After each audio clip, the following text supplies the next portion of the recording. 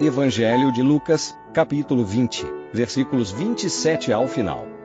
Comentários de Mário Persona e José Batista Pereira. Quando o Senhor está falando com Nicodemos, em João, capítulo 3, ele fala: ninguém subiu ao céu, senão o Filho do Homem que está no céu. E ele é o que desceu do céu e veio a esse mundo também. E é interessante ali, é importante entender isso, porque alguém poderia dizer, não, mas Elias subiu ao céu, Enoque subiu ao céu. Não, ninguém subiu ao céu de moto próprio, de sua própria condição, de subir ao céu, de descer do céu, de subir ao céu, de descer do céu.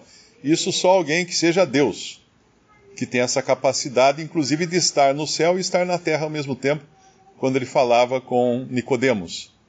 Então, quando a questão da ressurreição e de outras verdades, elas estão atrás de um véu que o homem natural não consegue enxergar. Então, ele depende de revelação. Não é especulação. As religiões especulam o que pode existir no além. Como será que vai ser? Vai ser assim, vai ser assado.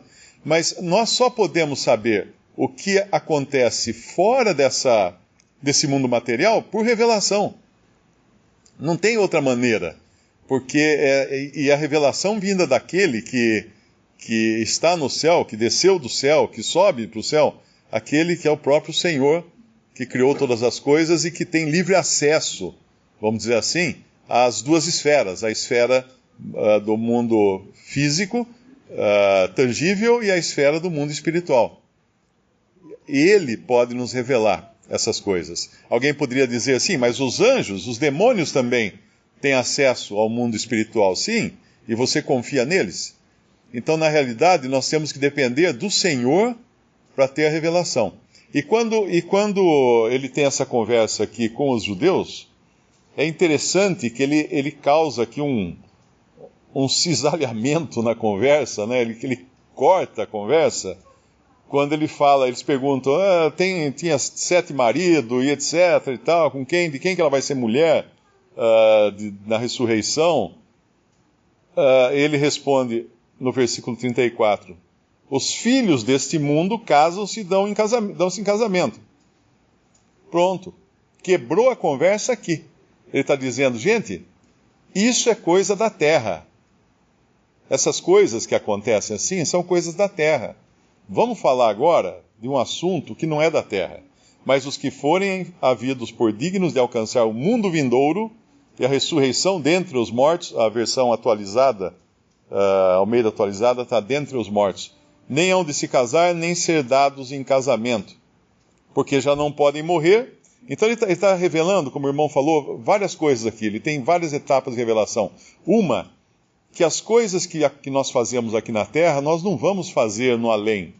Por exemplo, casar, constituir família, construir uma casa, não vai ter isso. Agora, o problema é que se nós pegamos as religiões cristãs fundamentalistas, algumas delas, elas acreditam que é assim.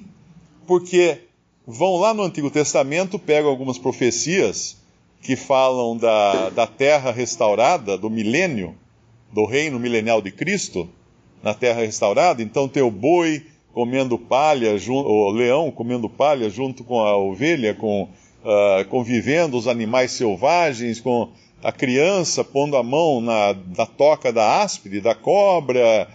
Que maravilha, vamos viver num mundo feliz e contentes assim, mas não cabe todo mundo, essa questão também. No mundo, se fosse todos os salvos morar no planeta Terra, não caberiam. Tanto é que o milênio, o reino milenial de Cristo, é para os que sobrarem dos 7 anos de tribulação, os que entrarem vivos. E ainda não serão muitos, porque lá é dito que se o Senhor não abreviasse aqueles dias, ninguém se salvaria, ninguém entraria no reino milenial de Cristo. Então toda aquela figura bonita que a gente vê às vezes em revistas, em desenhos, daquelas pessoas vivendo em paz, com o marido, mulher, crianças em volta, isso é milênio. Isso não tem nada a ver com a igreja, não tem nada a ver com o céu, não tem nada a ver com o além. Isso é terra, isso é mundo material físico que ainda vai acontecer, mas no qual a igreja não vai habitar. Então ele faz uma distinção muito grande aqui, mostrando que nesse mundo as pessoas agem assim, casam, se dão em casamentos. Mas no mundo vindouro não. As coisas serão diferentes lá. E não só diferentes e não ter mais essa relação de pai, mãe, filho, filha, irmão, irmã, marido e mulher, mas também não ter classes ou posições. Lá em Gálatas ele fala em Cristo, já não há homem, nem mulher, nem servo, nem livre, nem judeu, nem grego, eu não lembro quais todas as distinções, mas ele também deixa lá em Gálatas, eu acho que é Gálatas 3, se não me engano, ele fala também que não há em Cristo essas distinções. Essas distinções fazem parte do mundo. É errado nós queremos falar que agora que cremos em Cristo, então o meu patrão não tem mais que dar ordem para mim, eu não tenho mais que obedecer meu patrão, eu não tenho mais homem nem mulher, então eu posso casar com homem, e a mulher pode casar com mulher. Não é isso. É em Cristo. É em Cristo. E o que nós somos em Cristo aqui, embora na carne nós estejamos sujeitos ainda a todas essas limitações e posições humanas, o que nós somos em Cristo aqui, nós seremos em Cristo na glória, onde acabarão todas as diferenças, inclusive essas diferenças familiares, que às vezes alguns falam assim, mas que chato, né?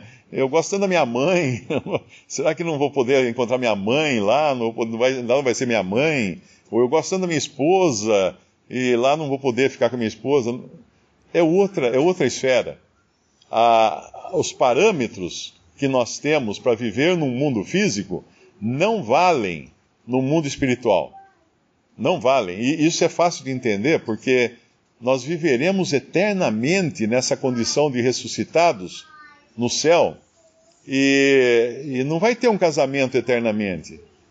E, além disso, nós já estaremos todos comprometidos, né? Como igreja, teremos um esposo que é Cristo. Seremos a esposa de Cristo durante toda a eternidade. E o Senhor vai fazer essas quebradas aqui na conversa, né? Ele vai interromper a conversa, de modo que chega um momento em que no versículo 40 não ousavam perguntar-lhe mais coisa alguma. Lucas 20, 40. E aí ele então traz uma questão para eles, porque aqui foram eles que trouxeram uma questão para o Senhor Jesus, baseados nos costumes e no que é hábito aqui na terra. E ele teve que mostrar que estava falando de uma outra esfera. Agora ele traz uma outra questão. E agora, na questão que ele traz, e é interessante isso, o foco não está nas pessoas. Ele eleva o nível da conversa. Ele vai falar da divindade agora. Visto como ele lhes disse no versículo 41, como dizem que o Cristo é filho de Davi? Visto como mesmo Davi diz no livro dos Salmos, disse o Senhor ao meu Senhor, assenta-te à minha direita, até que eu ponha os teus inimigos por escabelo de teus pés. Se Davi lhe chama Senhor, como é ele seu filho? Não tem resposta lógica humana para isso. Porque uma pessoa não pode ser, ao mesmo tempo, estar numa posição acima de outra e ser filho dessa, a menos que ele seja Deus e homem. Por isso que ele vai introduzir agora aqui a sua divindade na conversa. Porque sendo ele Deus e homem, sendo Cristo Deus e homem, ele pode estar acima de todos, ele é Senhor de todos. Mas sendo ele homem, posicionalmente aqui na terra, ele era descendente de Davi. Então ele estava abaixo de Davi. E isso seria impossível para qualquer ser humano.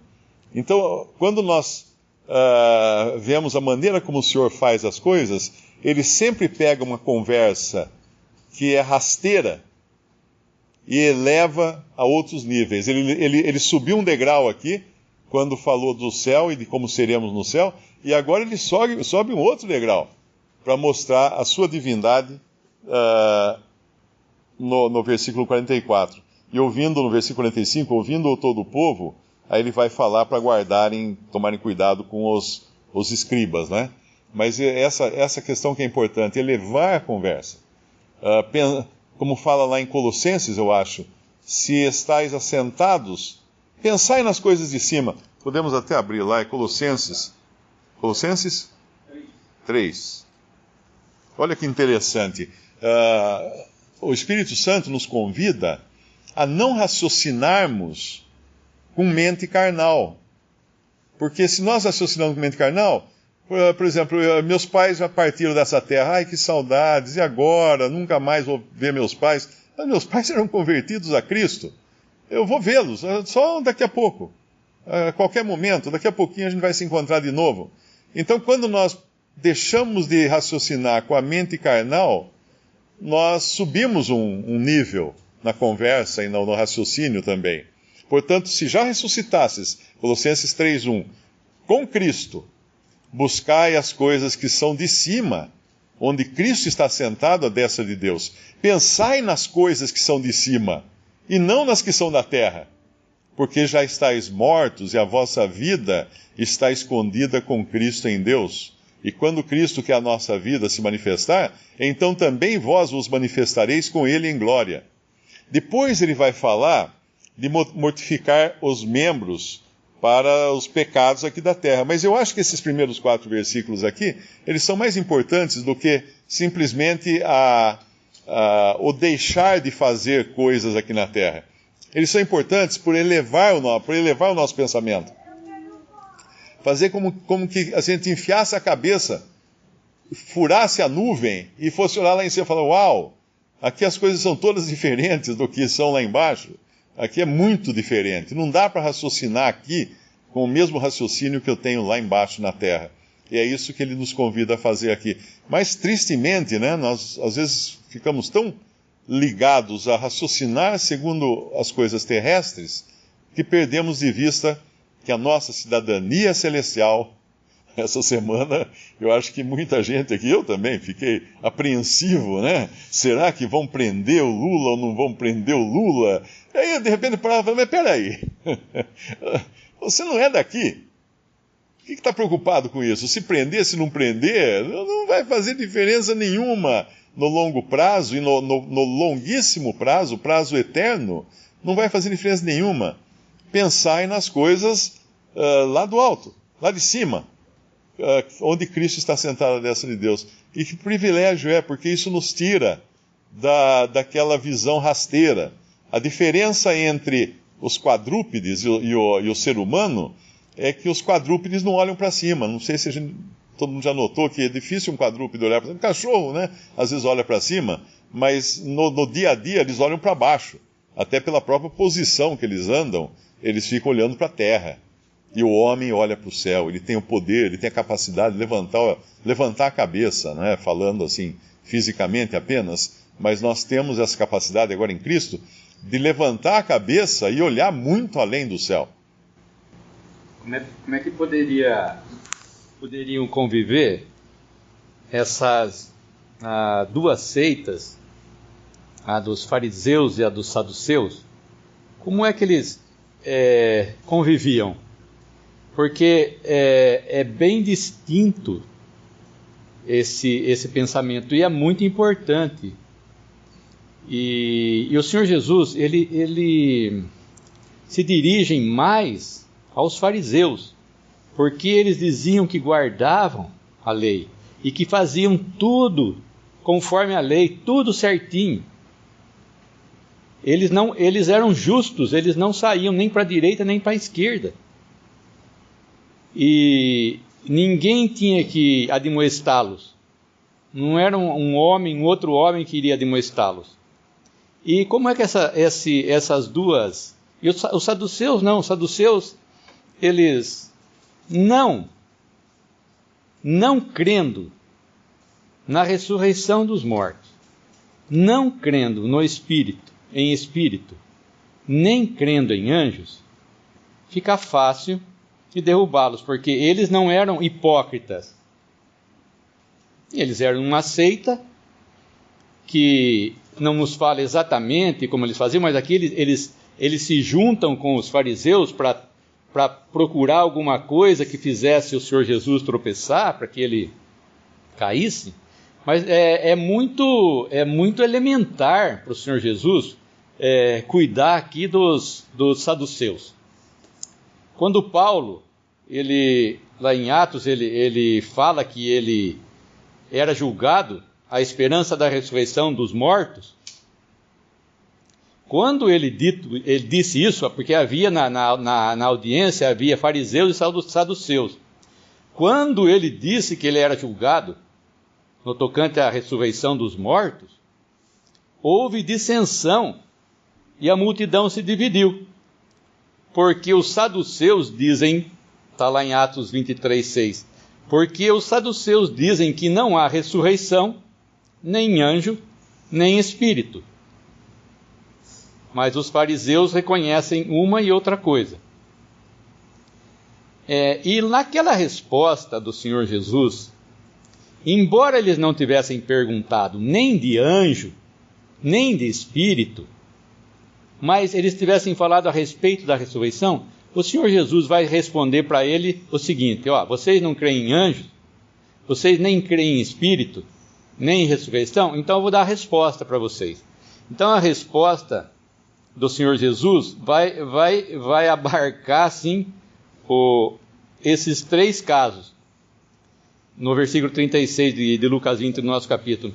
Porque já não podem mais morrer. Aqui é a morte. Jesus fala para ele, você está aqui nesse nível, que nem nosso Mário está falando, nós estamos num nível terrenal. Aqui nós estamos enxergando a morte de perto. Mas lá, não tem mais morte. Pois são iguais aos anjos. Quando ele fala de anjos para os saduceus, ele já está falando sabendo que os saduceus não criam em anjos. São iguais aos anjos. Mas os saduceus não criam em anjos. O que é isso?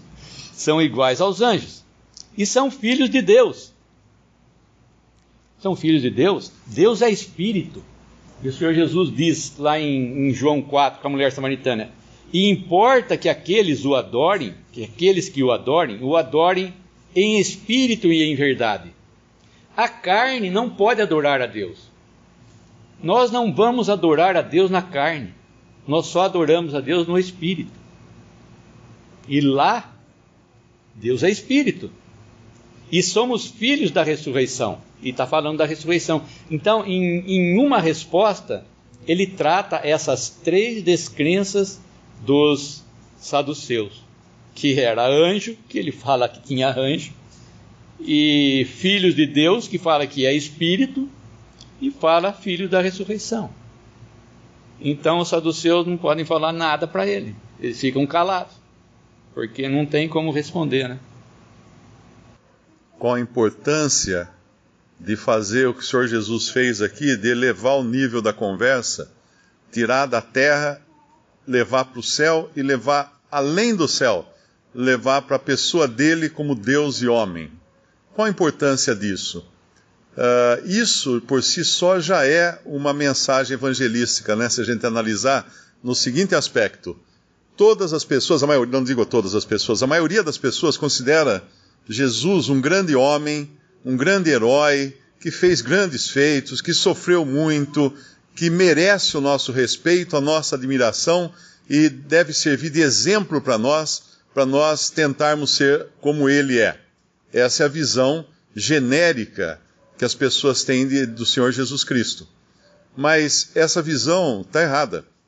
Porque se eu achar que ele é um herói, ele é um super-homem, e então eu vou procurar cada vez mais ser como ele, ser um super-homem como ele, ser um herói como ele. Ele vai ser um exemplo para mim, vai ser uma referência para mim. Eu quero ser, quando eu crescer, eu quero ser como ele. Aí eu vou ficar tentando. Mas no momento em que cai a ficha, e eu entendo que ele é Deus, aí eu desisto. Eu desisto de querer ser como ele, pelos meus próprios meios, porque eu vou descobrir que é impossível. Eu vou deduzir que não. Então, se ele é Deus e homem, então estou fora. Não vou conseguir ser como ele. Então, qual a aproximação agora? Com que espírito eu vou me aproximar de Cristo? Como de um pecador arruinado, perdido, um capacho diante dele. Quando nós conhecemos quem é a pessoa de Cristo, nós conhecemos quem nós somos também. Porque aí o contraste é imenso, o abismo é tremendo, e aí não existe outra maneira de nos aproximarmos dele a não ser por baixo, e nos colocando no mais baixo possível, em busca de misericórdia, em busca de perdão, no caso, aquele que ainda está perdido, e nunca querendo imitá-lo. Claro que depois de salvo, nós vamos aprender com ele, com o seu exemplo, né? Mas depois que nós já conhecemos quem ele é, mas para um pecador perdido, o maior erro é considerar Jesus um herói que ele deve imitar. Ele precisa entender que ele é Deus e homem. É aquele que era antes de Davi e é depois de Davi. É aquele que era senhor de Davi e ao mesmo tempo era descendente de Davi. Uma coisa impossível a qualquer ser humano, a menos que ele seja Deus e homem. Na outra passagem similar em Mateus, o Senhor Jesus diz para os saduceus: errais não conhecendo as Escrituras. Eles não conheciam as Escrituras. E muito menos o poder de Deus, o Senhor Jesus fala. Errais não conhecendo as Escrituras, nem o poder de Deus. Ou seja, duvidavam que Deus era capaz de ressuscitar uma pessoa de entre os mortos. E ele cita o caso de Moisés na sarça ardente, que Deus disse para Moisés: eu sou o Deus de Abraão, de Isaque e de Jacó. E fala ali em Lucas que Deus não é Deus de mortos, mas Deus de vivos, porque para Deus vivem todos. Visite Respondi.com.br. Visite também 3minutos.net.